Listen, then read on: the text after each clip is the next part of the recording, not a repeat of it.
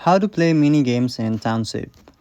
Go ahead to Township, and basically in Township mini games are limited time events that appear periodically and offer players fun challenges and rewards.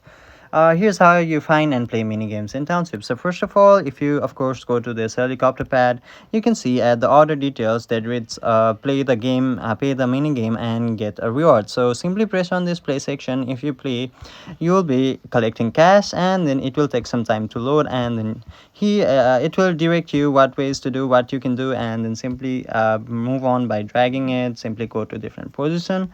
If you go ahead there, and then it will require you to go somewhere, simply go ahead and then complete the task like this. So once you have collected enough, you can go ahead and drop right there. It will reward you with different cash. So simply go ahead and do whatever it tells. So once you keep on doing this work, you'll be playing those mini games.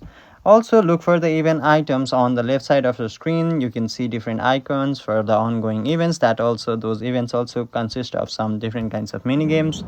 So read the instructions and follow the instruction in order to play those mini games.